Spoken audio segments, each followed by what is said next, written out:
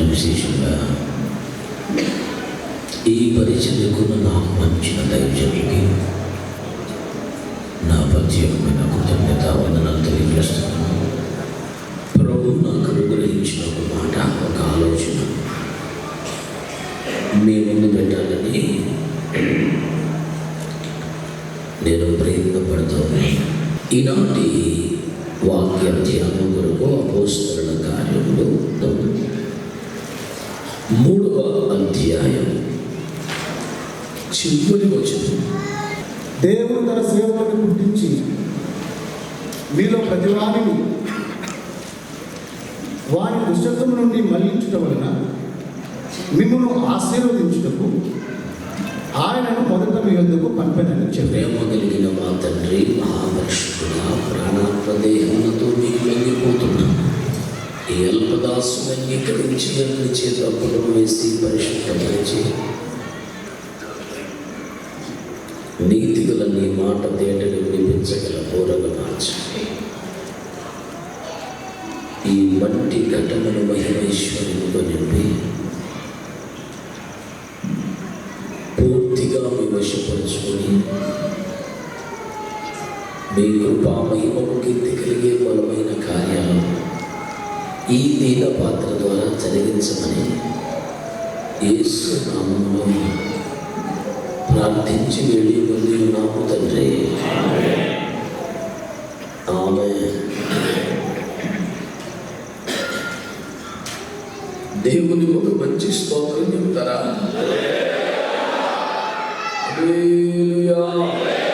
అయినను ఇంతమంది దైవజనుల కష్టం, ప్రయాస, ప్రార్థన, ఆసక్తి, సమకూర్పు వలన ఈ ప్రాంతం మీదకి, ఈ ప్రజల మీదకి నిశ్చయంగా దేవుని ఆశీర్వాదం నేను కూడా మీరందరితో పాటు ఆశిస్తున్నాను.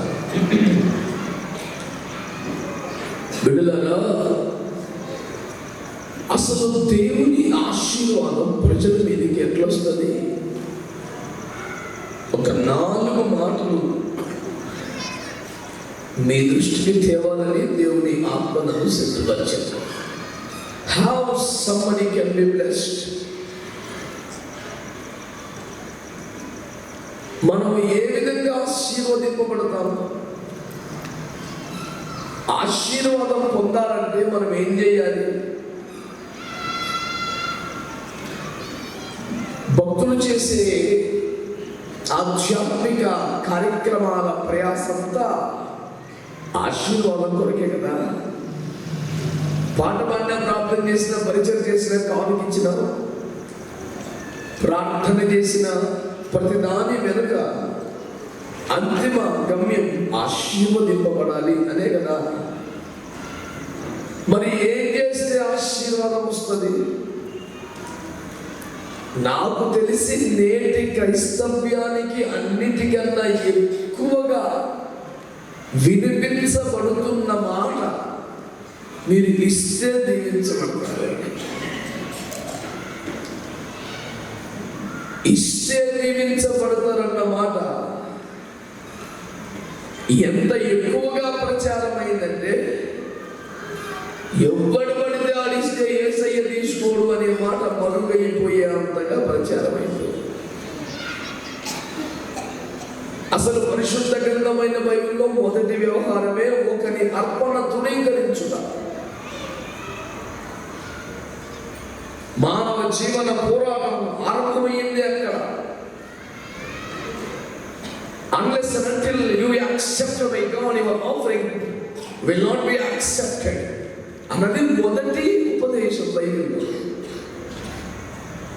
మానవుడు మహిమను కోల్పోయాక, ఏడేళ్ళ నుంచి బయటకు వచ్చాక, ఈ జీవన చక్రం ఆరంభమయ్యాక, మానవ మనుగడలో పాపం ప్రవేశించిన తరువాత మానవుడికి తెలిసి వచ్చేలా చేసిన మొదటి సంగతే, ఎవరెట్లా ఇచ్చినా అంగీకరించబడు, దానికి ఒక కథ, దానికి ఒక క్రమం ఉన్నది అనేది. ఆయన హేబేలును అతని అర్పణను అంగీకరించదు అనే మాట ద్వారా వ్యక్తి అంగీకరింపబడితే తప్ప అతని అర్పణ అంగీకరింపబడదు అని బైబిల్ గ్రంథంలో ఆరంభంలోనే చాలా తేటగా గట్టిగా చెప్పబడింది. కాబట్టి బైబిల్ని బోధించే బోధకుల నోటి నుండి ఈ ప్రపంచానికి వినబడవలసిన సందేశం అర్పణ కాదు, నీవు ముఖ్యం. కానీ వారు ఎట్లున్నా అర్పణిస్తే దీవించబడతారు అనే బోధనే ఎక్కువ వినబడుతున్నట్లున్నది. కానీ విచారకర ఫలితం ఏమిటంటే ఇచ్చినోడు కన్నా తీసుకున్నోడు ఎక్కువ దీవించబడుతున్నాడు.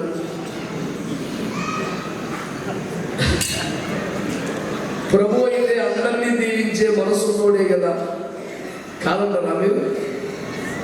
యేసయ్యకు అందరినీ దీవించాలనే మనసు ఉందని నేను అంటున్నాను, కాదంటారా మీరు? ఇక్కడ దుర్మార్గం. యేసయ్య అలాంటి మంచి మనస్సు లేదని మీరు అనుకుంటున్నారా? మరి అట్లయితే ఇప్పుడు ఏమని ఆరాధన చేశారు? నువ్వు కొంతమందినే కాపాడతావు, కొంతమందినే బాగోగుతావు, అయినా తప్పట్లేదు నీకు శోభనం చేశారా? దుర్మార్గం. యేసయ్య మంచి మనసు మీద మంచి అభిప్రాయం ఉన్న వాళ్ళు మాత్రమే ఒక స్తోత్రం చెప్పండి. ఈనాడు ఒక మంచి మాట మీ దృష్టికి తెస్తున్నారు. ఆయన ఆశీర్వదించే దేవుడు కదా. బైబిల్ గ్రంథం మొట్టమొదటి పేజీలో ఆయన ఏ ఆజ్ఞ కూడా ఇవ్వకముందే ఆశీర్వదించిన దేవుడు. మొదట ఆశీర్వదించాడు, ఆ తర్వాత పనులు అప్పగించాడు. అన్నిటికన్నా ముందే ఆశీర్వదించేంత మంచి మనస్సు కలిగిన దేవుడు. కానీ నేటి సమాజం ఎందుకు ఆశీర్వదింపబడటం లేదు?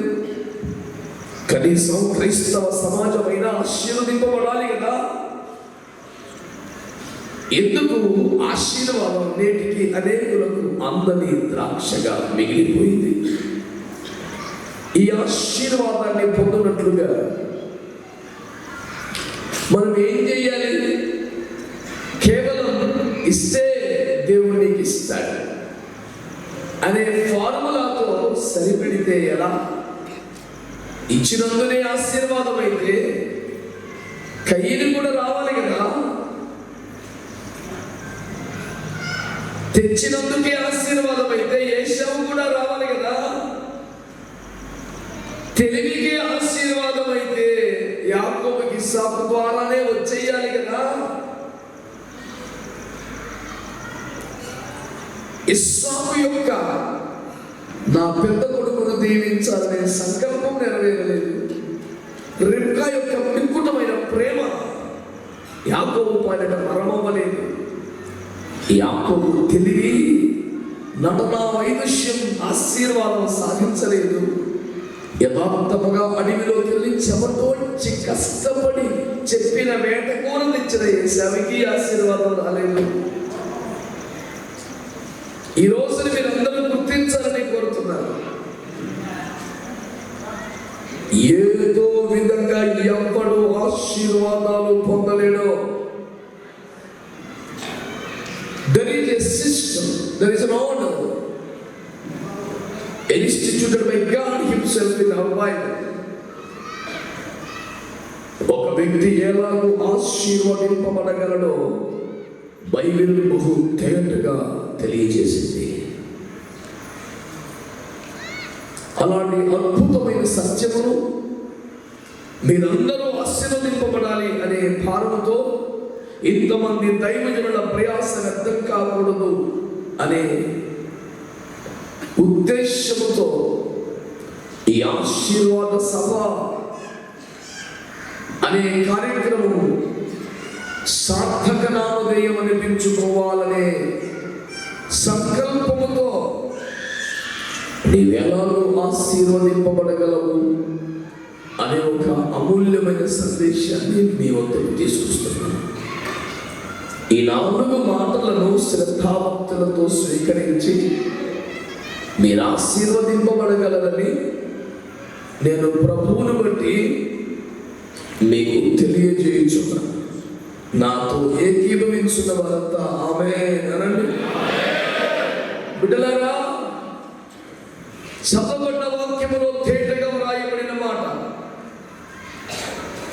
మీరు దుష్టత్వమును నిమల్లింపబడుట వలన ఆశీర్వదింపబడాలని ఆయన మీకు తన సేవకుని పుట్టించి మీ దగ్గరికి పంపాడు. ఇలా చూడండి, అందరూ తలలు పైకెత్తి. ఒక వ్యక్తి కానీ, కుటుంబం కానీ, సంఘం కానీ, సమాజం కానీ, దేశం కానీ ఆశీర్వదింపబడాలి అంటే దేవుని వాక్యం తెలియజేస్తుంది, వారు దుష్టత్వము నుండి మళ్లింపబడాలి. మానవుని హృదయంలో స్వాభావికంగానే దేవ విరోధమైన స్వభావాలు మొలుచుచున్నాయి. పాపనైజం, పాపిష్టి బీజం మానవుడు కలిగి ఉన్నాడు. స్వాభావికంగా పుట్టుచున్న మూఢత్వము వలన దైవ విరోధ స్వభావం మనిషిలో వెల్లునుకుంటున్నది.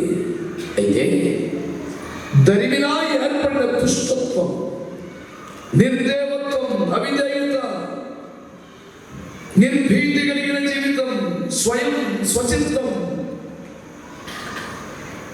దేవుని భయం అన్నది లేని ఒక విపరీతమైన వైఖరి, ఇది ప్రబలమున చేత మానవ జీవితంలో దుష్టత్వము ప్రబలుచున్నది. ఈ దుష్టత్వము ప్రబలుచున్న మానవ జాతిలోనికి దేవుని ఆశీర్వాదం రావాలంటే ఈ మనిషి దుష్టత్వం నుండి మళ్లింపబడాలి. మానవుడు దుష్టత్వం నుండి మళ్లింపబడుటకే దేవుడు సేవకులను పుట్టించి వారి యొద్దకు పంపిస్తున్నాడంట.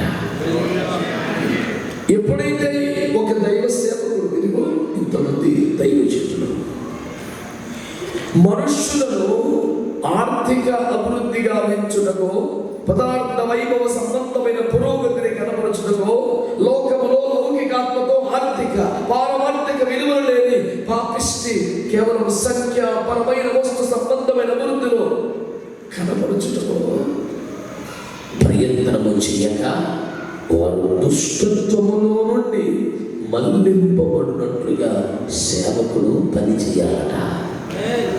అప్పుడు ఆటోమేటిక్గా ఆ ప్రజల మీదకి దేవుని ఆశీర్వాదం వస్తుంది. దేవుని స్తోత్రం చెప్పండి. ఈ మాట ఖండత వచ్చేయాలి మనందరికీ కూడా. మీరు దుష్టత్వములో నుండి మళ్లింపబడుట వలన ఆశీర్వదింపబడతారు. Let me tell you clearly that there is no shortcut to receive heavenly blessings. పరలోక ఆశీర్వాదములను స్వతంత్రించుకొనుటకు అడ్డదారులు, తొట్టిదారులు ఉండవు. ఇలా చేయకూడదు కానీ పర్లేదు అనే మధ్య మార్గం ఉండదు. యాక్చువల్గా ఇలా చేయాలి, ఇలాగైనా పర్లేదనే రాజీ ధోరణి ఉండదు. అరే మీ మాట అవునంటే అవును, కాదంటే కాదు అని ఉండాలంటే ఆయన మాట ఇంకెంత ఖచ్చితం. అన్నది కానీ ఏ కాదు అనే రకం కాదు కదా. ఆయన మాటలన్నీ మట్టి మొసలో 7 మారులు కరిగి ఊదిన వెండి ఎంత పవిత్రమని 12వ కీర్తన 6వ వచనంలో చెప్పాడు కదా.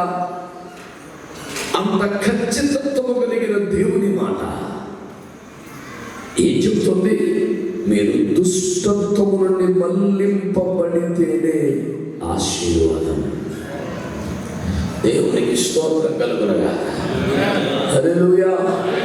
మీరు దుష్టత్వము నుండి మళ్లింపబడితేనే ఆశీర్వాదం.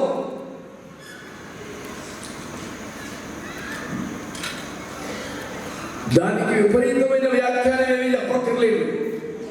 సింపుల్, దుష్టుడు అనండి. కొంచెం ఆలోచించండి. ఎవడాడు? పరిచయం చేయలేని అద్భుతమైనటువంటి క్యారెక్టర్. దుష్టుడు అనగానే అందరి కళ్ళ ముందు వాడు వదులుతాడు. వాడు దుష్టుడని, నాశన పాత్రుడని, అపవాది అని, నీతి విరోధి అని, ధర్మ విరోధి అని ఇన్ని టైటిల్స్ అవి ఉన్నాయి కదా. లయకర్త అని. ఎందుకని?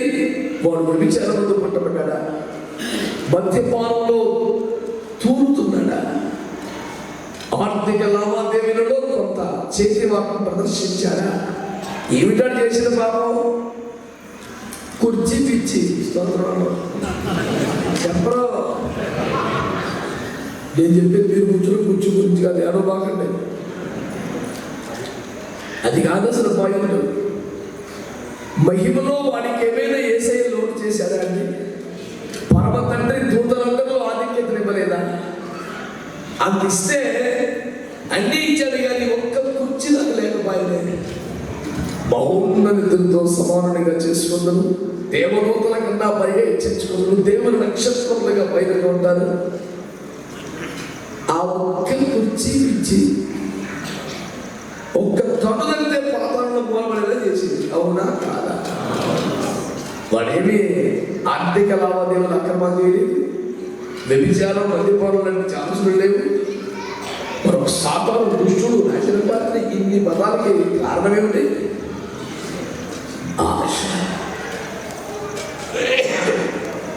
ఉచితముగా అనుగ్రహించబడ్డ సమస్త మహిమతో వైభోగముతో సంతృప్తి చెందని ఒక ఆశ.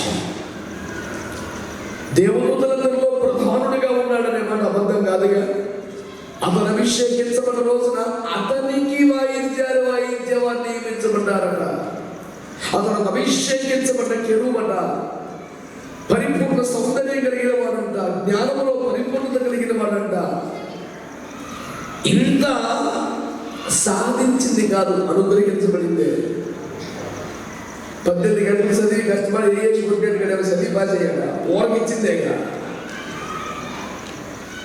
అందరూ లూసిఫర్ ఎన్నో ఉపవాసములు ఉంది, ఆ మహిమకి ఎదిగను. అంత సీనియం లేదు, ఉంటే అప్పగించాడు. మరి సంతోషపడాలి కదా.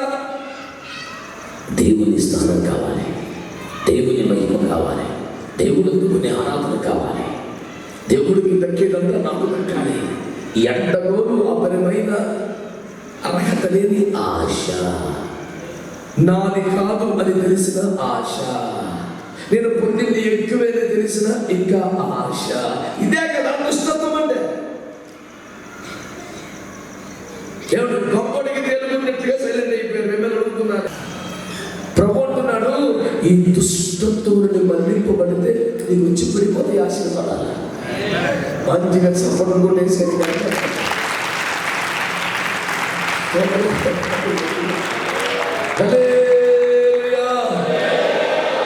నువ్వు ఏ తాగినా తిరిగినా ఎన్ని పాపిస్ పని చేసినా 2-3 కొంపలు పెట్టుకున్నా సిగ్గుమాని అడ్డగోలుగా రోడ్డు మీద వెచ్చలవిడిగా బతికినా నువ్వు సంపాదిస్తే నీకు ఆశీర్వాదం వస్తుందని చెప్పిన పనికి మంది వ్యాఖ్యానకర్త ఉన్నాడు.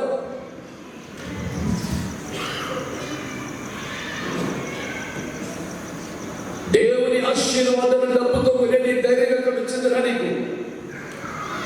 ఏం తమాషగా అడవిలోకి వెళ్ళి కష్టపడి కేజీ కూర పట్టుకొస్తే ఆశీర్వాదాలు వచ్చేలాగైతే అసలు భూమి మీద శాపం ఉంటుంది. తిప్పలు పడి కేజీ కూర పట్టుకోవడమే ఆశీర్వాదాలు ఉంటుంది. దరిద్రం ఎందుకు ఉంటుంది భూమి మీద? డబ్బుతోనో వస్తువుతోనో ప్రయత్నంతోనో కష్టముతోనో ఆశీర్వాదాన్ని పొందలేము. వాక్యం చెప్తుంది, దుష్టత్వము నుండి మళ్లింపబడితే నీకు ఆశీర్వాదం.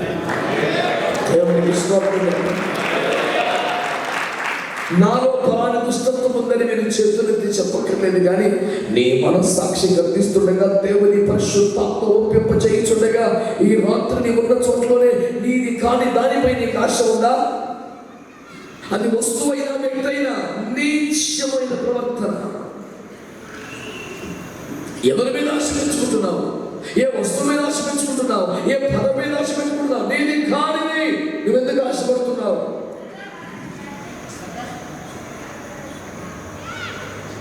బైబిల్ గ్రంథంలో భక్తులంతా తమని కూడా అనుభవించకుండా వదిలేశారు భక్తిలో.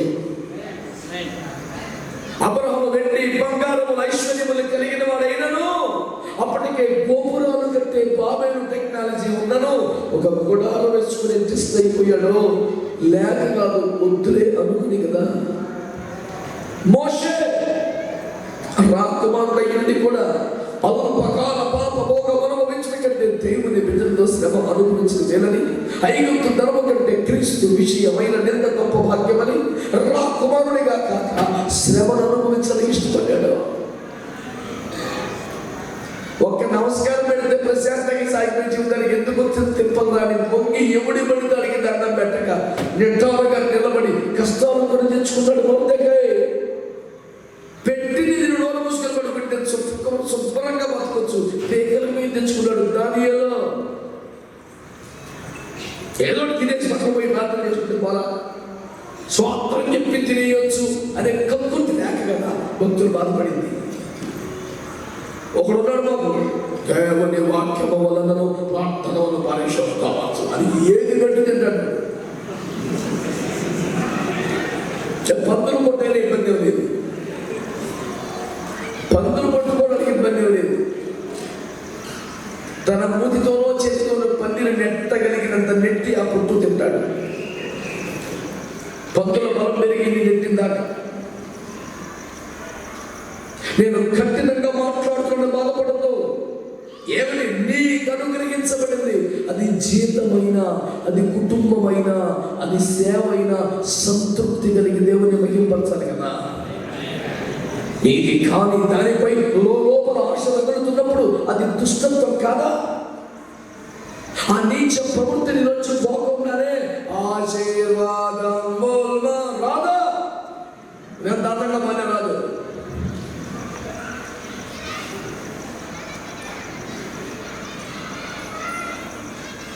అంటే దాంట్లో దొడ్డిదారులు ఆశీర్వాదాలు తెచ్చిపెట్టడానికి బల్ల కింద చేతులు పెట్టి అవినీతి సామ్రాజ్యం కాదు. అది పరిశుద్ధమైన మహిమ కలిగిన దేవుని సామ్రాజ్యం.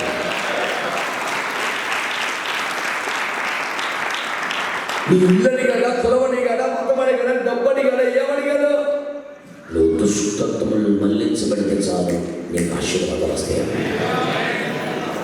ఎందుకు ఆ పాపపు గుచ్చుల్లో పడి, లోకపు గుచ్చుల్లో పడి, ఎందుకు ఆ దరిద్రం? రా బయటికి రాత్రి. ఒక నీచమైన రాష్ట్రం నుంచి బయటికి రా. ఓ ధనాపేక్ష వచ్చినా, మాంసాపేక్ష వచ్చినా, మానవ జీవన నిర్మాణానికి కానీ ఈ అందమైన సృష్టి కానీ కారణం దేవుని ప్రేమ. దేవుడు ప్రేమను బట్టే ఇదంతా చేసేది. సృష్టికి కారణం దేవుని ప్రేమ అయితే పతనానికి కారణం సాతాను యొక్క ఆశ. అవునా కాదా? అంటే ప్రేమ నిర్మిస్తోంది. God's love is building lives in society. కానీ ఈ ఆశ, ఈ వాంఛ, ఈ లస్ట్ నాశనానికి కారణం. కుప్పకూలు చేసే, నాశనం చేసేసే ఆశలోనే బ్రతుకుతున్నావా? నిర్మించగలిగిన దేవుని ప్రేమలోనికి వచ్చేసావా? ఈ రాత్రి ఒకటే సువార్త. ఇంత కష్టం, ఇంత ఖర్చు ఎందుకు తెలుసా? నీవు దుష్టత్వములో నుండి మళ్లింపబడుట ద్వారా ఆశీర్వదింపబడాలి అని. నీ లోపల ఒక ఆగని ఆక్రందన బయలుదేరాలి. ప్రభువా నిజమే, దుష్టత్వం అంటే అంత దుష్టునేమీ కాదు, అంత నీచునేమీ కాదు, నేను పర్వాలేదు అని నన్ను నేను సమర్థించుకుంటున్నాను. కానీ నాది కాని దాని పైన ఆశ ఉన్నమాట నిజం. ఈ రాత్రి నీ వాక్యములో నుంచి నాతో మాట్లాడా. ఇదిగో నేను ఒప్పుకుంటున్నాను, ఇదిగో నేను అప్పగించుకుంటున్నాను, ఇదిగో నేను సరి చేసుకుంటున్నాను. ఈ ఆశలో నుంచి, ఈ బలహీనతలో నుంచి నన్ను విడిపించుకోవా, తద్వారా నేను కూడా ఆశీర్వదింపబడాలి అని ఒక ప్రార్థన చేస్తే నా దేవుడు ప్రార్థన దాటిపోయేవాడు కాదు అని మనం చేస్తాను. ఆ సత్యశక్తి కొడితే మంచి పాట.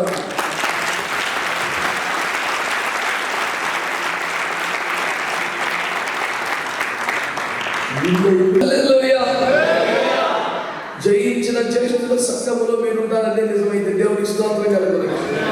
మంచిగా స్తోత్రం చెప్పండి. ప్రజలారా, దేవుని బిడ్డలారా, ప్రజలు ఎక్కడెక్కడి నుంచో దూర ప్రాంతాల నుంచి వస్తారు. అర్ధరాత్రులు ఇంటికి పోయి ఏ వండుకుంటారు, ఏమి తింటారు. పాపం రెండు మెతుకులు పెడదామనే సత్సంకల్పమే ప్రేమ ఇందుకు కారణం. కానీ ఆ రెండు మెతుకులు అనేది పోయింది ఎన్నడో, రెండు ముక్కలు కాడికి వచ్చింది. అట్లనే రెండే ముక్కలు వేస్తే కూడా తను తినే కాడికి వచ్చింది.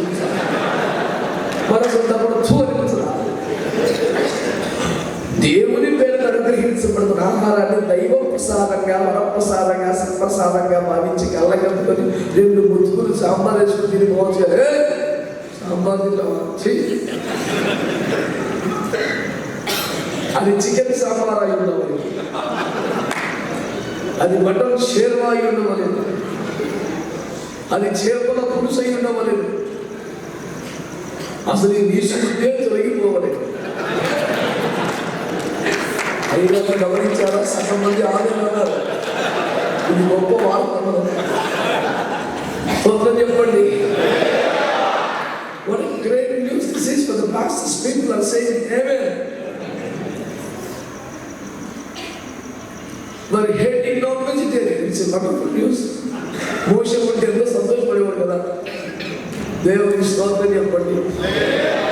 హల్లెలూయా.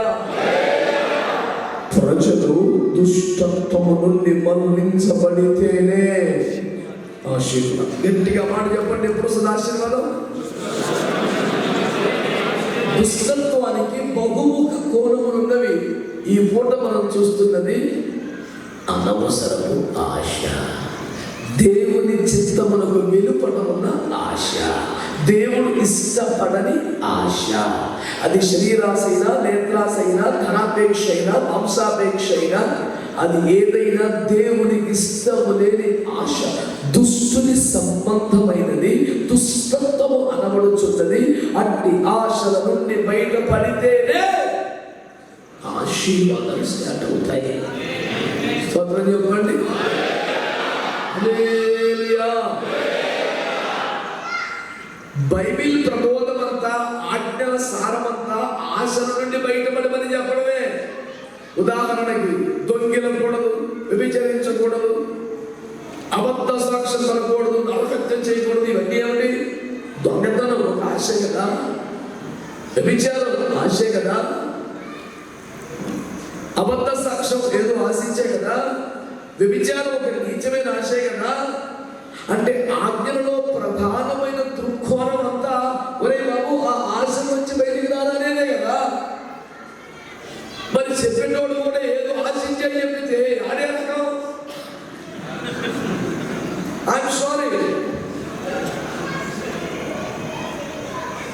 I'm sorry if you feel I'm hurting you, but actually I'm not feeling sorry to say this teaching. Amen. నేను ఎవరైనా మనోభావాలు గాయపరుస్తున్నాను అని భావిస్తే సారీ ఫీల్ అవుతున్నాను, కానీ ఈ సత్యమును చెప్పుటకు సారీ ఫీల్ అవ్వడం లేదు. బాధ్యతగా ఇప్పటికి 20 ఏళ్ళు చదివినాడు, తంతగా ఉన్నారు, తమ్ముడు దీన్ని కూడా చెప్తున్నాడు. కేరళలో ఒక దైవజనుడు ఉన్నారు. ఈ మధ్య ప్రభు సన్నిధికి వెళ్ళారు. పౌలాస్ గారు మంచిగా రామేశ్వరంలో అగ్ని వంటి సేవ చేసిన దైవజనుడు. ఆయనకు నాలాగే ఆకలి అంత బాగా రాదు. ఇక నాకు ఎక్కువ చెప్పవచ్చు. మలయాళం తప్ప ఇంకేం వేసుకోలేదు. ఆయన సువార్త సేవలో బహుగా దెబ్బలు తిన్న దైవజనుడు. చాలా సంతోషపడ్డాడు. మీ అనుభవం ఏంటంటే ఒక చోట చెబితే విన్నాను నేను. First time beat problem, second time beat little problem, third time beat no problem. ఇంత సులువుగా ఇంగ్లీష్లో వాక్యం చెప్పొచ్చు అప్పుడే తెలిసింది నాకు. కానీ అతని ఇంగ్లీష్, అతని గ్రామర్ కంటే అతని సమర్పణ 1000 మంది జీవితాన్ని తాకింది. That's beyond his dedication. Amen. ఆయన ఏమిటంటే ఒకసారి నేను కబుర్లు తిన్నప్పుడు కష్టంగా ఉండదు, రెండోసారి కొంచెం చూడడం, మూడోసారి నుంచి మామూలు అయిపోతాడు.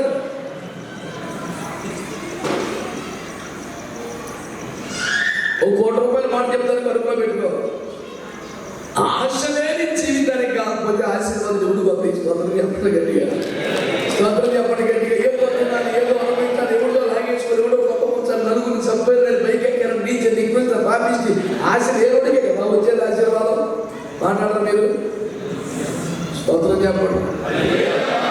ఇప్పుడు ఏ ఆశ తిరిగిపోయి సైలెంట్ అయిపోయారు, ఏ ఆశ జరిగిపోయి స్వాతంత్రం చెప్పలేదు మీరు. మర్మమ యెహోవాకు చెందినవి, అవి సేవకులకు బయలుపడుచుంటుంది. దేవునికి స్తోత్రం. బిడ్డలారా, మన దుష్టత్వములో నుండి మళ్లింపబడితేనే గట్టిగా స్తోత్రం చెప్పండి. హల్లెలూయా. ఆశీర్వాదం ఎట్లొస్తుందో నువ్వు మల్లుకోవాలి, యూటర్న్ తీసుకోవాలి, దుష్టతను తిరిగా. ఐదువరకు చాలా బేమత్సంగా ఉండి ఈ మధ్య చాలా తగ్గించడం కాదురా. అదే రూట్లో స్పీడ్ తగ్గిస్తే ఉపకారం లేదు, గేర్ డౌన్ చేస్తే ఉపకారం లేదు. యూటర్న్ తీసుకొని వేసుకోవాలి, దాంట్లోకి వచ్చేయాలి. అన్నా నాకు తిరిగి చాలా స్పీడ్ ఉండేవో, నీకు స్పీడ్ తగ్గించాలంటే నువ్వు స్పీడ్ తగ్గించడం కాదురా, అదే స్పీడ్లో యూటర్న్ తీసుకో ఇట్లా. అది బేమత్సం. ఇదివరకు చాలా కోపం ఉండేది, నాకు చాలా ఆశలు ఉండేవి. ఈ మధ్య బాగా కంట్రోల్ అయ్యాను అనుకుంటూ అదే రూట్లో ఉన్నావు రా అమాయకుడా. గొంగట్లో కూర్చొని అన్నం తినుకుంటా ఇవన్నీ వస్తున్నాయి అంటే జరుగుతుంది. నువ్వు తినేదేట్లేదా బాబు, ముందు ఆ పాత్ర మార్చు, దేవునికి స్తోత్రం చెప్పండి. అంజోళ్ళనే చెప్పొచ్చు కదా. చెప్పండి గట్టిగా. హల్లెలూయా. ఎట్లుందంటే క్రైస్తవ జీవిత విధానం, నాదు జీవితము మారిపోయినది అనే పాట కంటే దేవా పాపిన అనే పాట ఎక్కువ సార్లు పాడతా. నీకు అర్థం ఏంటో అర్థం చేసుకోండి. నా జీవితం మారిపోయిందని చెప్తే దమ్ము సరిపోవట్లేదు వానికి. పాపిని ఒప్పుకోని ఇంకా బతికుంది, ఉన్నాయిగా, దరిద్రంగా, ఆశలు సాధలేదుగా. మీకు యథార్థ సాక్ష్యం చెప్తాను. ఒక దైవ సేవకుడు, యవ్వన దైవ సేవకుడు 40 రోజులు ఉపవాస ప్రార్థన చేశాక. మార్గస్ రోజులు మాత్రం స్తోత్రం చెప్పండి. హల్లెలూయా. బిడ్డలారా, 40 రోజులు ఉపవాసం ఇంటికి రాకుండా మందిరంలో ఉండి, మందిరం దగ్గర ఉన్న వాషముడే వాడుకొని ప్రార్థనలో ఉన్నట్ట. ఈ 40 రోజులు ఉపవాస ప్రార్థనల తర్వాత నువ్వు ఏ అంశం వరకు ప్రార్థన చేసి ఉండదని చెప్పిన మాట చెప్పాలా. ఆయన ఒక అమ్మాయిని ప్రేమించాడట. తన తల్లిదండ్రులు కానీ ఆమె తల్లిదండ్రులు కానీ ఒప్పుకోవడం లేదంట. వీళ్ళ మనస్సు 40 రోజులు ప్రార్థన చేయాలి. సింపుల్ లాజిక్ గీడి మారితే చాలు. నువ్వు వీళ్ళ తల్లిదండ్రులు ఆలోచన టార్గెట్ ఎందుకు పెట్టావురా? నువ్వు మారితే సరిపోరు కదా. పెద్ద మనుషులను తలకాయ పెట్టిన కూర్చొని ఇప్పుడు ప్రభా వీళ్ళు ఒప్పుకోవట్లేదు ప్రభా, వాళ్ళు అసలు మాట్లాడలేదు ప్రభా, నువ్వు వాళ్ళతో మాట్లాడు ప్రభా, వీళ్ళతో మాట్లాడు ప్రభా అంటే వేసుకోమన్నాడంట. నీతో మాట్లాడి ఎంత వెంట నువ్వు వాళ్ళతో మాట్లాడతాయి.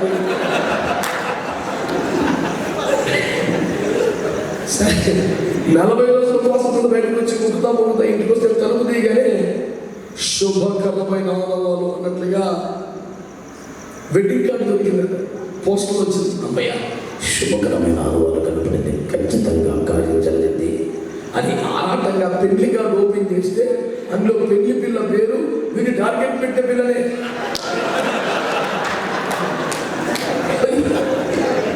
అయ్యో న్యాయమా అంటే వేసుకోవాలంట. ఇది అసలు వివత్సమైన న్యాయమరా. 40 పగళ్ళు రాత్రులు అన్నపానములు మానగలిగే కానీ ఆచరణ సంపలేదు. సైతాన ముందు మారుమనసు ముందు మా చర్చికి వచ్చి ఆ పాస్టర్ గారు సాక్ష్యం చెప్పాడు. అప్పుడు మారాడేమో, 40 రోజులు కూడా మారలేదు. పెళ్లి కాడు చూశాక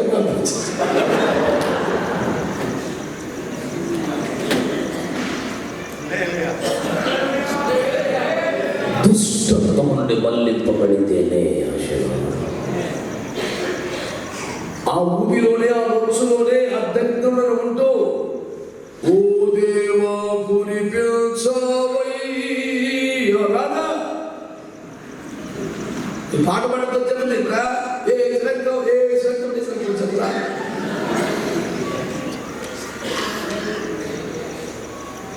మంత్రగాళ్ళు మంత్రోచ్చారణ చేసినట్టుగా యేసునామాన్ని, యేసు రక్తాన్ని వాడేసి జనాన్ని మెస్పరైజ్ చేసేసి నానా అరుపులు అరిచేసి మైకులు కలిపేసి పిచ్చి పనులు చేయొద్దని ప్రభు పేరట మనం చేసుకుంటాం. అదారు జనప్పుడు అది దేవునికి స్తోత్రం కలుగుతుందా. దుష్టత్తులను మళ్లించబడితేనే. రెండవ మాట మీకు జ్ఞాపకం చేస్తున్నాను బిడ్డలారా. చదవనవసరం లేదు, ఇది చెప్తాను వినండి. ద్వితీయోపదేశ కాండము 28వ అధ్యాయము 1వ వచనములో,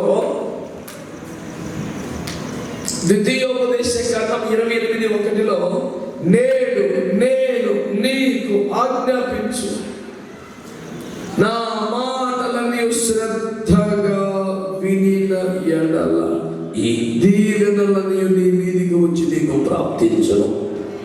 స్తోత్రం చెప్పండి. చెప్పట్లేదు సార్ అందరూ?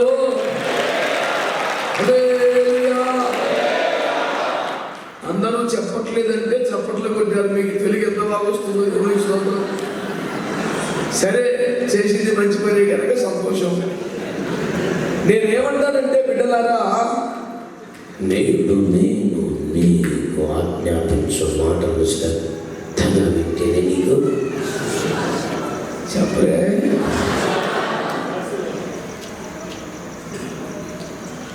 కొన్ని సంవత్సరాల కింద ఒక చోట నేను అప్పుడప్పుడు ఆరాధనలోనూ వాక్యంలోనూ హల్లెలూయా అనడం విన్న ఒక పెద్ద ఆయన, ఏమంటారా నీకు వాళ్ళ అసలు బైబిల్ హల్లెలూయా ఉందా అని నా మీద కలపడ్డాడు. అయ్యో ఉంది కదా అని చెప్పేసి ప్రార్థన 19:2 చూపించి, మరి ప్రభువుని స్తుతించడం ఉన్న చోటల్లో హల్లెలూయా అనే కదా అర్థం, అలాగే కదా బైబిల్లో ఉంది అని అంటే అట్లుందా అట్లుందా అంటున్నావు నువ్వు? అట్లు తినే కాడే ఉన్నావు. ఎంత మూర్ఖ శిఖామణులు తగలబడ్డారంటే మోషే అట్లు చేశారు.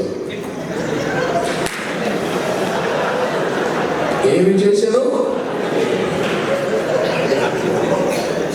ఈ తిండి మూతి అదే తిరుగుతుంది. జఫన్యా శాస్త్రి మాంసాహారాన్ని తగ్గించమని చెబుతున్నాడు, కానీ నేను ఇదే అనడం.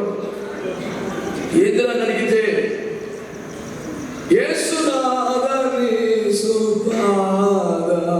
అని పాడి నా మూదే నీసు ముద్ద అన్నాడు జఫన్యా. కానీ యేసయ్య పాదాలు కూడా నీసు పాదాలే. ఒరే అమ్మ కూడా యేసులాగా నీ సుపాదములు అనేది పాట. నీ సుపాదములు ఈ సూయి చేశాడు. ఆయన పాదాలు కూడా నీ సుపాదాలే. నువ్వు ఏ సుపాదాలు పట్టుకోవాలంటే నీ సుపాదాలు అంటున్నాడు. యద్భావం తద్భవతి అంటాం కదా, ఏది అనుకుంటామో అదే కనపడుతుంది. ఆ చెట్టు మీద దయ్యం ముసలమ్మలా కూర్చుని అనుకుంటే అంటే కనపడుతుంది. చంద్రబాబులో చెట్టు కింద పేదరాజు పెద్దమ్మలో కొడుకు వాడి చెప్పిన కథ అంటే సరిగ్గా కనపడుతుంది. చంద్రబాబులో చెప్తుంది ఆ చెట్టు కింద ముసలమ్మ కూర్చుంది, ముసలమ్మలో కొడుకున్నాడా, ఇది కనపడి బొమ్మ గీశాడా? యద్భావం తద్భవతి మనకి ఎట్లా అనుకుంటే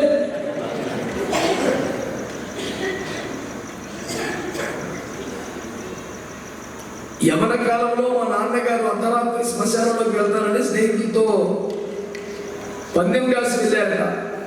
చాలా మొండిగా కఠినంగా వెళ్తూనే జోలో 4 రాళ్ళు వేసుకుంటాడు, ఎందుకంటే మంచిది. తీరా శ్మశాన దగ్గరికి వెళ్ళిన తర్వాత ఒక తెల్ల బట్టలు వేసుకుని రోడ్డు పక్కన ముసలమ్మ కూర్చొని డాడీ వైపు చూస్తున్నాడు. మరి దయ్యం లేదు గీయం లేదన్న కానీ ఈయన ఉంది కదరా, ఇది నా వైపే చూస్తున్నాడని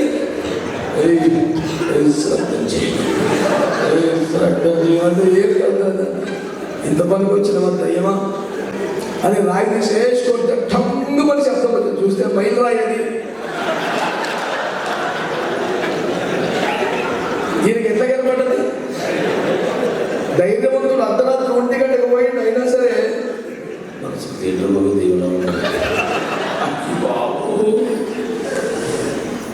రాయి వేసి కొడితే టంగు పడ్డారే. దయ్యం అయితే టంగు మనది కదా. అది దగ్గర పోతే మైలు దాని మీద ఎక్కేసారి కూర్చొని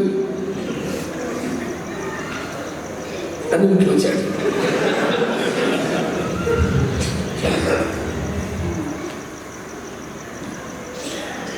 ఈ తిండి బ్యాచ్ ఎట్ట కనపడుతుంది? అబ్రహాము పుట్టించిన పిదపనే దీవించమన్నాడు.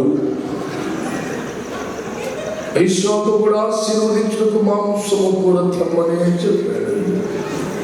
ఆ మధ్య బాగా ఒక వీడియో తయారు చేసి పిల్లగాడు వైర్లు కూడా చేశాడు. ఒకే కూర తెమ్మన్నాడా, బెండకాయ తెమ్మన్నాడా, మాంసం తెమ్మన్నాడు కదా. ఓ ఏ వైరల్ అయిపోది కదా. ఎంత సంతోషంగా దైవజనుల పరిశుద్ధులు 100 మందికి షేర్ చేసుకున్నారండి. మరి ఎక్కువగా నాకు చేశారు. నువ్వు కొత్త కింద చెప్తున్నావు చూడు, వీడు చెప్పాడు మర్మాలన్నీ బైబిల్ నుంచి. ఇస్సాకు కూడా మాంసం తెమ్మన్నాడు అన్నది ఆడికి కనపడింది. మాంసం తెస్తే వర్కౌట్ అవ్వలేదన్నది అసలు సత్యం. ఇప్పుడు ఎవరు స్వతంత్రం చెప్పారు. బిడ్డలారా, వాక్యాన్ని పట్టుకోండి. దేవుని మాట శ్రద్ధగా వినాలి. ఆమె ఏలియా గిల్గాలు అంటే సరే అన్నాడు, బేతేలు అంటే సరే అన్నాడు, ఎరుకో అంటే సరే అన్నాడు, యోర్దాను అంటే అది ఏది కానీ ఆయన మాట ఎలా చెబితే అలా. అబ్రహాం నీ కుమారుని పిలువు. లోతు వెనక చూడకు, భార్య చనిపోయింది చూడ. ఆయన మాట శ్రద్ధగా వినాలి. దేవుని వాక్యం వినకుండా వాక్యం అప్పుడు ఫోన్ చూసుకుని, వాక్యం అప్పుడు బయటికి వెళ్ళిపోయి, వాక్యం అయిపోయాక చివరిలో వచ్చి చందాపాట మాత్రమే గట్టిగా మాట్లాడి గట్టిగా వినిపించే చిల్లర కూడా డబ్బాలో వేసేసి నీకు ఎట్టొస్తే నన్ను ఆశీర్వాదాలు.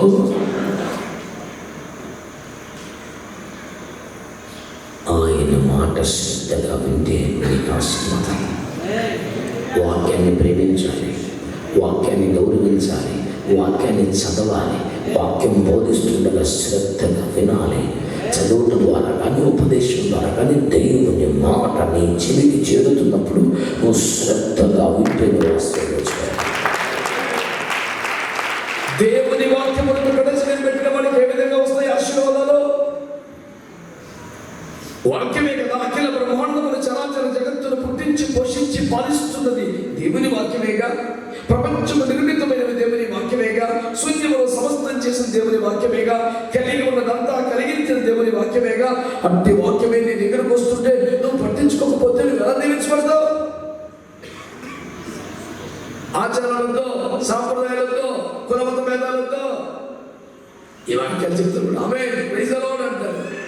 ఇంట్లో పెళ్ళిలో ఏదైనా దత్తంగా వస్తే ఖచ్చితంగా మళ్ళీ ఎత్తుక్కునేది ఆ కులం కోసమే. దాచిపెట్టినటువంటి తెచ్చి చేసుకునేది మళ్ళీ ఆచారాలే. ఎవరైనా అయితే అన్న బంధువులు అలా చేశారన్న, ఇదే వాళ్ళు అడ్డం పెట్టుకుని వీడి ఆశలు నెరవేర్చుకుంటాడంతే. మా ఊళ్ళు ఒప్పుకోవట్లేదన్నయ్యా, మరి ఆ ఊళ్ళు నువ్వు రక్షణ పొందని ఒప్పుకున్నారా? ఒప్పుకోలేదు కదా. వాళ్ళు దేని ఒప్పుకున్నారు కానీ అవన్నీ చేసావు. ఇక్కడికి వచ్చేపాటికి మా ఊళ్ళని ఎందుకన్నా నీకు కూడా ఇష్టం కాబట్టి. ప్రభుని విడిచిపెట్టమని కొడితే కూడా విడిచిపెట్టలేదు కానీ వెలుపటి అలంకరణ చూడు అందరూ కోపడుతున్నారండి, అదొకలాగా చూస్తున్నారండి. నీకు కూడా ఇష్టం కాబట్టి నడిచిందంతే కదా. యేసయ్య కులాలను సృష్టించాడా? ఇన్ని వేదనలు పెట్టాడా? అందరూ సమానమని చెప్పలేదా? స్త్రీ పురుషుడు రెండో వ్యత్యాసం లేదని బైబిల్ చెప్తుంది కదా. మేము ఫలానా అని చెబుతున్నామంటేనే కుల వ్యవస్థ నమ్ముతున్నావు కదా. ఫలాని వల్లే కావాలని కోరుకుంటున్నామంటేనే సమానత్వం నమ్మటం లేదని కదా. తప్పు. నేను నీకు ఆజ్ఞాపిస్తున్న మాటలు శ్రద్ధగా వినాలి. ఆ వాక్యమే నీ జీవితానికి సరిపడ ఆశీర్వాదం తెస్తుంది.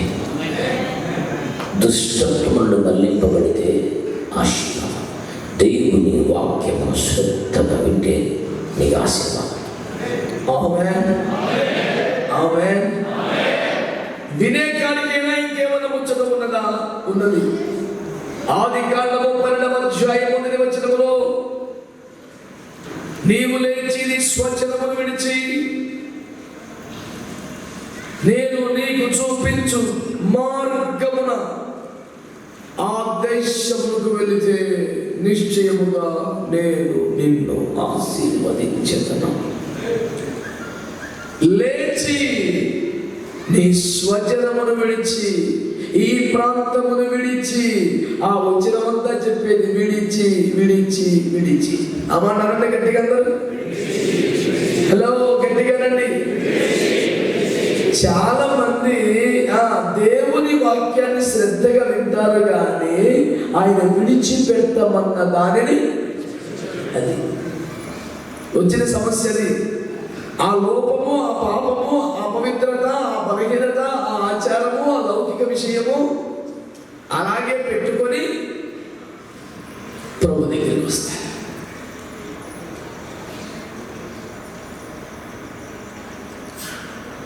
విడిచి రావాలి అనండి. మీరు ధైర్యంగా గుండె మీద చేయి పెట్టుకొని సాక్ష్యం చెప్పగలిగిన వారు ఎందరో, నేను ప్రభువు కొరకు ఈ పాపాన్ని వదిలేశాను, నేను ప్రభువుకి ఇష్టం లేదని ఈ పదార్థాన్ని వదిలేశాను. విశాఖపట్నం స్టీల్ ప్లాంట్కి ఆనుకొని ఉన్న గొర్రెవానిపాలెం అనే గ్రామంలో దేవుడు నాకు సేవ అప్పగించాడు. సిటీలోనే అదొక భాగం. ఇది చెప్తారా, ఆ ఊర్లో ప్రభు మాకు ఇచ్చిన మొట్టమొదటి విశ్వాసం ఎవరు తెలిసిన, ఆ ఊరు మొత్తంలో అత్యధికమైన వ్యాపారం జరిగించే మిల్ట్ షాప్ ఓనర్. క్యూ కడతారు ఇంటి ముందు యేసు రక్తం ఏం చేయాలి. పొద్దు నుంచి రాత్రి దాకా గ్లాసుల గలగలలే, తాగుబోతుల సందడే ఉంటుంది అక్కడ. ఆ ఊరికి సేవకు పంపబడిన రోజుకి నాకు సెల్ ఫోన్ లేదు, ల్యాండ్ లైన్ కొనుగోలు లేదు. వారు ఎంతో గౌరవంతో మీకు ఏదైనా అవసరం ఉంటే మా నెంబర్ ఇవ్వండి అన్నారు.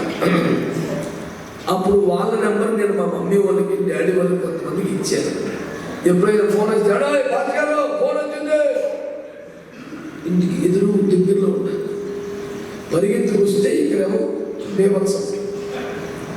పాప నా మీద గౌరవంతో అందరూ అని ఒక గుడ్డ బిడ్డంతా తుడిసి ఆ ల్యాండ్ పెట్టి మాట్లాడదు అనేవాడు. మనసు చంపుకొని మరొక దిక్కు లేక ముక్కు మూసుకున్నట్టుగా గబగబా మాట్లాడి వెళ్ళిపోతుండేవాడిని. దేవుని కృపలో ఈ రాకపోకలలో ఆ కుటుంబం రక్షించబడింది. ఇద్దరు ఆడపిల్లలు పెళ్ళిడికి వచ్చి ఉన్నారు. దేవుడు వారిని సంధిస్తే వారు చేసిన మొదటి పని విగ్రహాలు తీసివేయలే కన్నా ముందే బెల్ షాప్ క్లోజ్ చేసి పడేశారు. నేనే ఆశ్చర్యపోయా, నిజంగా మొత్తం తీసేది ఏంటంటే ప్రభువుకి నచ్చదు కదండి అనేసాం. ఊరు అర్థమైంది కనిపించా, అది కూడా పట్టుకొని చేసుకోబట్టి చెప్తాడు. మాయ మాటలు కూడా వదలకుండా బిడ్డ పిల్లలు చేస్తాం, ఇల్లంటే కాదు తలగా పని చేస్తుందా అది 100 మంది 100 రకాలుగా ఉంటే తాగుబోతుల మాటలు నాకు చెప్పిన అవసరం మనసు కలిగింది. కుటుంబంతో రక్షణ పొందాను, నమ్మకంగా సంఘంలో ఉన్నాను. వేరొకరు పాడుకున్నారు. పెద్ద బ్రాండ్ షాప్ చర్చి ముందుకు వచ్చింది. యువతల చర్చి, అవతల షాపు, కోల పెట్టి ప్రార్థన చేశాము. స్టీల్ ప్లాంట్ మొదలుకొని పరవాడ అచ్యుతాపురం వరకు అత్యధికమైన రెవెన్యూ ఉన్న షాపు మా ఇంటి ముందున్న షాపే. 1 సంవత్సరం అంతా వేసే కారణం కూడా ఏడ్చాము. అదే ఉచితం నెక్స్ట్ ఇయర్ ప్రతి సంవత్సరం ఎక్సైజ్ డిపార్ట్మెంట్ దానికి వేల పాట పెడతారు కదా. ఇప్పటికి 9 సంవత్సరాలు మా ఊర్లో షాపు లేదు.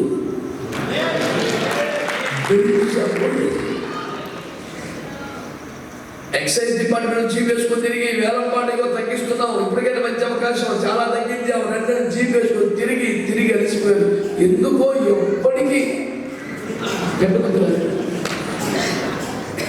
6 సంవత్సరాలు ఖాళీగా ఉన్న ఆ షాపు మొన్ననే ఈ కార్లు కావాల్సిన పెట్టాడు. అన్ని రకాలు తీసుకొచ్చి యేసు రక్తమే చేయాలి. ఎందుకు ఈ మాటలు చెప్తున్నాను తెలుసా? వాళ్ళు దేవుని కొరకు విడిచిపెట్టేశారండి. కొత్తగా వాక్యం ఉన్నారు, జీవనోపాధిని వదులుకున్నారు. సనాతన క్రైస్తవులమని 604 తరాల క్రిస్టియన్స్ అని మా హయామని మా పితరులు సేవలని ఇన్ని మాటలు చెప్తున్నాం. ఆచారం వదలం, పాపం వదలం, బలహీనత వదలం, లోపం వదలం. ఆ భక్తులు రాశాడు, ఎంత చేసినా ఏమి పాడినా పాపిని దేవా. అది ఏం చేసినా పాపిన. ఆరాధన ముందుగా చెప్పినట్టు పాపాల పేప ఎందుకెక్క. ఒకే మాట గుర్తుపెట్టుకో, దేవుని వాక్యం చెబుతుంది కూడా నువ్వు విడిచిపెట్టినదనుందా? మోషే అసలు వైభవం వదిలిపెట్టలేదా? ఎలీషా విడిచిపెట్టలేదా? అపోస్తలుడు విడిచిపెట్టలేదా? ఈరోజు నీ సంగతి ఏంటి? వాళ్ళు మేలుకరమైనవి, ప్రయోజనకరమైనవి, ఆనందాలు, అనుబంధాలు, ఆదాయాలు కూడా వదులుకున్నారు. నువ్వు కలిసి పాపను వదిలిపెట్టవా? నీచమైన మనకేం వదిలిపెట్టవా? దేవునికి ఇష్టము లేని వాటిని విడిచిపెడితే ఆశీర్వాదం. ఒకటి దుస్తత్వులను మళ్లింపబడితే, రెండో దేవుని మాట శ్రద్ధగా వింటే, మూడు ఆ వాక్య ప్రకారం దేవునికి ఇష్టము లేని వాటిని విడిచిపెడితే. నాలుగో మాట చెప్తాను వినండి. ఆదికాండం 32:26 రాత్రంతా ప్రార్థన చేశాడు. ఎవరు? యాకోబు రాత్రంతా ప్రార్థన చేస్తే ప్రభు ఏమన్నాడు? ఇక మీద నీ పేరు ఇశ్రాయేలు గాని యాకోబు కాదు. ఆశీర్వదించేశాడు. 20 సంవత్సరాలు విదేశాల్లో ఉద్యోగం చేసిన, పగలు ఎండకెండి రాత్రి మంచుకు తడిసి నానా పాటలు పడ్డారు అని ఆశీర్వాదం. రాత్రంతా మొక్కల మీద పడి కన్నీరు గచ్చి ప్రార్థన చేస్తే తెల్లని పడికి ఆశీర్వాదం వచ్చేసింది. దేవునికి స్తోత్రం చెప్పండి. హల్లెలూయా. కొంతమంది ఎన్నన్నా చెప్పండి, ఈ ప్రార్థన రాదు. ప్రార్థన ఎందుకు రాదంటే ప్రార్థనలు ఏకీపించరు కాబట్టి, అసలు కలుపుడి కాబట్టి, చేసే దైవజనుడితో పాటు అవును ప్రభు అంతా కూడా ఒళ్ళు నొప్పి కాబట్టి అడిగి ప్రార్థన ఉన్నప్పుడు ఫోన్ చూస్తాడు. ప్రార్థన అనగానే బయటికి వెళ్తాడు. అడిగి ఎప్పుడు వచ్చింది ప్రార్థన? చిన్నపిల్లడికైనా అమ్మా అమ్మా ఓ అంటేనే వచ్చింది. ఎవరికైనా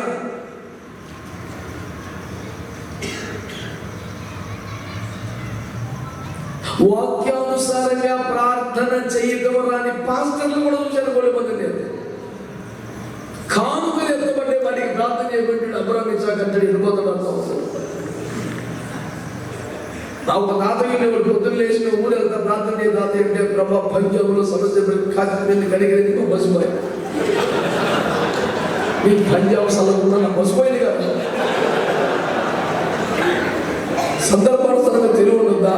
ఆయన పొద్దుగాల ప్రార్థన ఏమైనా వెళ్ళాము మా కర్మకి. ఇక పంజాబ్ కాశ్మీర్ ఎవరు వదిలిపెట్టాల, మా బస్సు వదిలిపెట్టాడు. సందర్భానుసారంగా వాక్యం చెప్పి ప్రార్థన చేయమంటే ప్రభా ఆశీర్వదించండి ప్రభా. మన రాజమండ్రిలో ఏం చేసిందంటే పెద్ద దైవజనుడు ఆయన చాలా పెద్ద ఆయన ఇచ్చారు కదండి. వాక్యం తర్వాత ఆయనకి ప్రార్థన ఇచ్చాము. రెండు ముగ్గురు ప్రభు ఆశీర్వదించండి, మేలు చేయండి, ఆశీర్వదించండి, మేలు చేయండి, ఆశీర్వదించండి, మేలు చేయండి. సుఖపడుతుంది తోడదానిగా ఎంత మంచిది తెచ్చేవరా. కొండంత రాగం తీసి ఇచ్చి పడమాడ. ఎందుకు ఇంత రాగం తీసి ఇచ్చి పడడానికి? ఓ అడవుడు వెనకాల ఒకడో ముందు ఒకడో చెయ్యి తోడుకొచ్చారు. ఏదో చేస్తే ఆశీర్వదించండి, మేలు చేయండి, ఆశీర్వదించండి, మేలు చేయండి అయిపోయింది. ఇంత జనాన్ని ఎంత పోయించేవారు? 2 ముక్కలు ప్రార్థన చేసేలాగా వల్ల ప్రార్థనా జీవితం లేని వారు ఎక్కువైపోతున్నారు. మోకాలు ఉండట్లేదు, చేతులు ఎత్తలేకపోతున్నారు, కన్నీరు కార్చలేకపోతున్నారు. ప్రార్థనలో తీవ్రత లేదు, ప్రార్థనలో పట్టుదల లేదు, పెరుగులాట లేదు, రక్తముగా పోరాటం లేదు. అంత కట్టబడింది ప్రార్థనలో. బో అన్న దగ్గర బాధపడ సా అన్న దగ్గర చదివేస్తామే పుస్తకం కొనుక్కొని.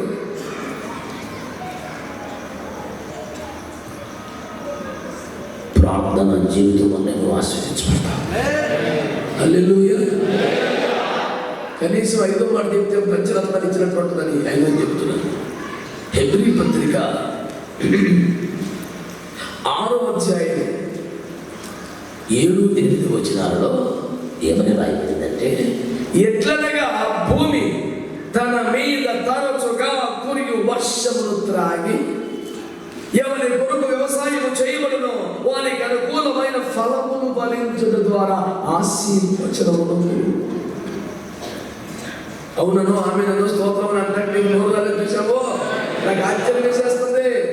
కమ్మని మాట్లాడండి బాబు, అంత ఆలోచిస్తారు ఎందుకు? భూమి తరచుగా తన మీద కురియు వర్షమును త్రాగి ఎవరి కొరకు వ్యవసాయం చేయబడునో వానికి అనుకూలమైన ఫలమును ఫలిస్తే ఆశీర్వాదం వస్తుందంట. ఆ ముఖంతా వ్యాఖ్యానించుకుని ఒక్క ముఖ అంటాను. తరచుగా వర్షమును త్రాగి అనండి. నువ్వు పెంతుకొస్తా, నువ్వు అపోస్తులుడా, నువ్వు బ్యాప్టిస్టా, Lutheran, CSI, Maronite, Methodist, fellowship, హిబ్రూన, ఫుల్ గాస్పెల్, హాఫ్ గాస్పెల్ సంబంధం లేదు. నువ్వు ఎవరికైనా సరే తరచుగా వర్షమును త్రాగి భూమి మీద నీకు ఆశీర్వాదం. ఆమేన్. వర్షమనబడుతున్న దేవుని పరిశుద్ధాత్మ, వర్షమనబడుతున్నటువంటి ఆత్మ కుమరింపు అరుదైపోకూడదు, కరువైపోకూడదు. తరచుగా వర్షమును త్రాగితే నువ్వు ఆశ్రయించబడతావు. స్తోత్రం చెప్పరే.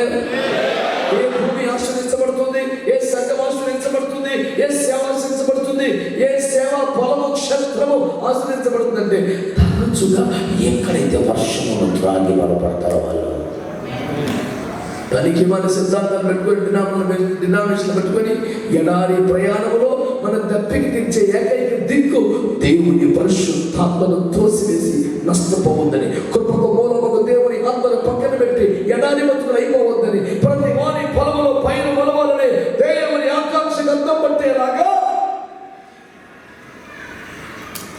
ఆయన తన ఆత్మ వర్షమును కుమ్మరించుచున్న కడమది దినములలో ఆ జలమును త్రాగితే మీకు ఆశీర్వాదం. 5 మాటలు. 1, దుష్టత్రుని మన్నుకోండి. 2, దేవుని మాటలు శ్రద్ధగా వినాలి. 3, ఆయన విడిచిపెట్టమన్న వారిని విడిచిపెట్టాలి. 4, ప్రార్థన జీవితం. 5, పరిశుద్ధాత్మ వర్షమును త్రాగాలి. ఈ 5 అనుభవాల్లో మీకు రాగలిగితే మీ జీవితంలో ఆశీర్వదింపబడతాయి. నూనె డబ్బాలో కచ్చీపులో కొనుక్కుంటేనో, డబ్బులు కట్టలు కట్టలు ఇచ్చేస్తేనో కాదు, ఈ అనుభవంలోకి రావాలి. ఎంతమంది ఇష్టపడతారు? నేను చెప్పింది ఆశీర్వాదం అంటే అందరికి ఇష్టమే. ఈ 5 అనుభవాలు నాకు ఇష్టమేనా? అలా అయితే త్వరలో వచ్చి కళ్ళు మూసుకొని అందరం కలిసి ప్రార్థన చేద్దాం. మీరు మౌనంగా ఉండిపోకూడదు, ప్రార్థన చేయాలి. ఎవరైనా ప్రార్థన చేస్తే ఆశ్రయించబడతాం అనే అనుకూలంతో మీరు కూడా ప్రార్థన చేయండి. కళ్ళు మూసుకోవాలి తప్ప నోరు మూసుకోవడం చక్కగా ప్రార్థన చేయండి. అందరూ కూడా 1-2 నిమిషాలు మీకు సమయం వదిలేస్తున్నాను. స్త్రీ పురుషుడు వ్యత్యాసములు అందరూ స్వరమెత్తి ప్రార్థన చేద్దామా? గట్టిగా చేద్దామండి అందరం. ఇంతేనా?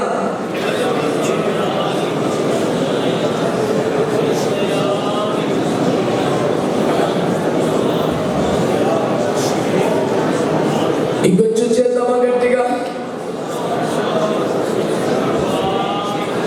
ప్రార్థన వలనే కదా.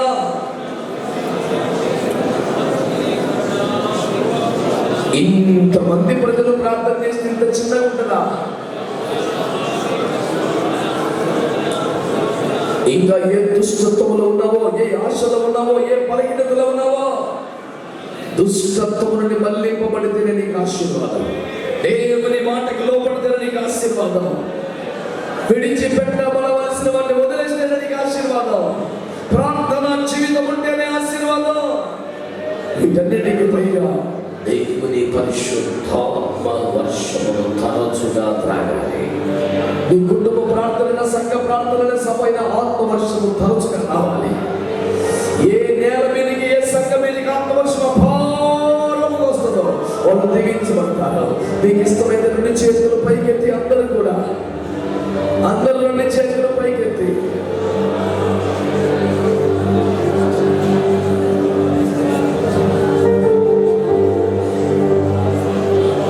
అందరూ 2 చేతులు పైకెత్తి, ప్రభువా,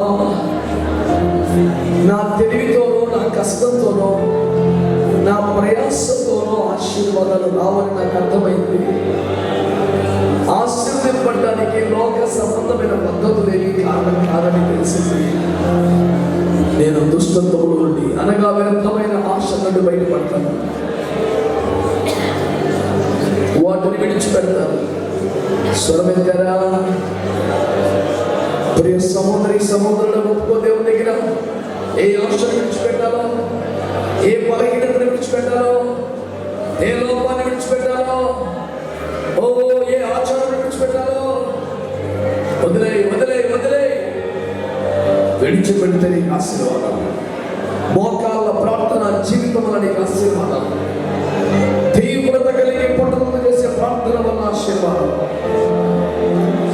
తరచుగా వర్షములు త్రాగి ఆత్మవర్షం అరుదైపోకూడదు, కరువైపోకూడదు. తరచుగా తరచుగా తరచుగా తీర్మానం కలిగి మీలో ఎవరైనా ఈ రాత్రి దేవుని మాటకు లోబడి దుష్టత్వం అనబడుతున్న ఏదైనా ఒక పనికిమైన ఆశను వదిలేదని ఇష్టపడుతున్నారా?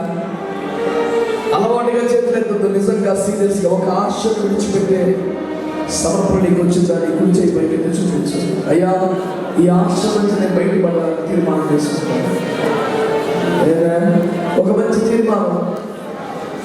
ప్రభు విడిచిపెట్టమన్న ఆ బంధాన్ని, అలవాటుని, స్నేహాన్ని, పాపాన్ని విడిచిపెడుతున్నాను. ఒక తీర్మానం. హల్లెలూయా. చేతులు ఎత్తగా నోరు తెరిచి ప్రభువుని మనకి విడిపించు. ఈ ఆశ నుండి విడిపించు. ఒకే నిమిషం ప్రార్థించి చేయాలి చేయాలి.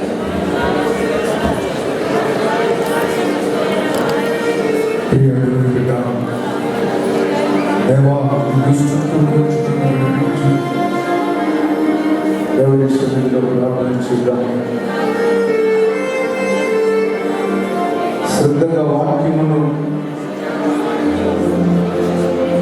విని నేను వాక్యానుసారంగా వెళ్ళాలి. ప్రభువాన్ని ప్రార్థించుదాం. దేవుడు విడిచిపెట్టమన్న దానిని